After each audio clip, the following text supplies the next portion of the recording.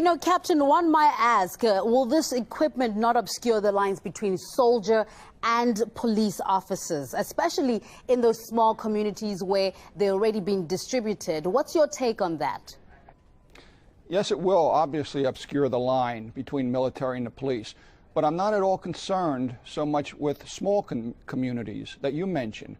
I'm concerned with the large cities where you have large minority populations living in economically depressed areas. That's where you're going to have problems. You bring this type of equipment into a minority area, you are going to make those people feel as if they're living in an occupied territory. You're going to alienate them. And what happens is you get a halo effect. A halo effect means that that alienation transfers to all the other officers in that department. That alienation transfers to the officers in the patrol cars, the officer on the footbeat, the officers in the community relations division. So bringing that type of equipment is going to alienate people from all parts of the police department. What people don't know is input from community members is one of the most important ways crimes are solved. They know the bad guys in the area. They hear the rumors. They hear the gossip. They know what's going on in their communities. Too many people think that crime is solved through high-tech forensic labs or exemplary investigative work. Not true. Although these two come in very handy in many cases, most of your information about crimes comes from the community. And you bring this military type of mindset into the community, you're not going to get that interaction from the members of that community. Well, some police officers have said that it's necessary to have these kind of equipment come in, especially if you're covering a protest and it gets out of hand. Police officers are sometimes injured or shot. And so they think that in some ways it is a good idea to have them there. That is the worst idea I could think of, is to have high caliber weapons at a protest. Think of Kent State, where they shot so many and killed so many innocent people. And they were not high caliber weapons. Can you imagine the massacre that would take place if officers had high caliber weapons? I spent a year in New York City supporting the Occupy movement. I was arrested down there for civil disobedience, and never did I see any type of behavior by those protesters that would ever need any type of weapon, let alone high caliber.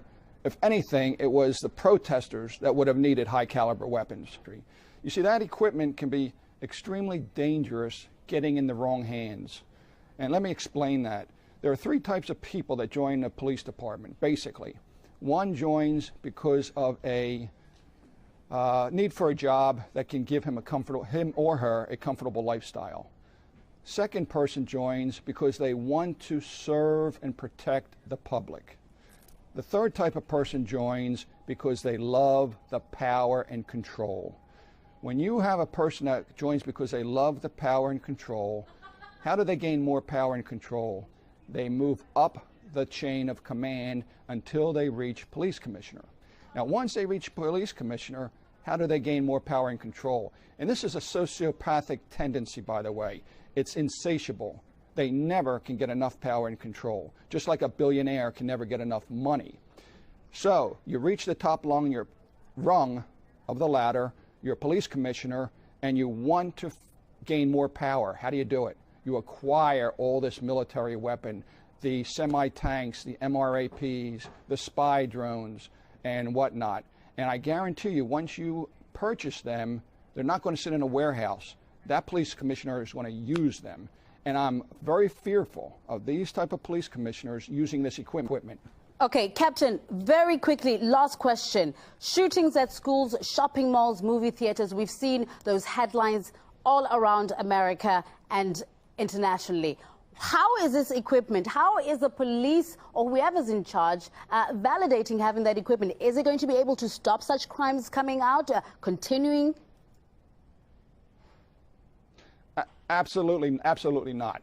These crimes are committed by people who never would think twice about, well, wait a minute, should I not do this because the police have high caliber weapons? No, that doesn't stop those mass killings at all. Number one, they know most likely they will be killed by the police or they take their own lives. So this type of equipment will never stop that. Lastly, I want to let you know that corporate America is involved in this. This is a major money market. They will sell this high equipment. The repair, the maintenance for this will come from taxpayers' money. Corporate America will make billions off of this equipment. You heard of the prison industrial complex. You heard of the military industrial complex. Corporate America now wants to make a police industrial complex where they'll make billions off of police departments. Thank you.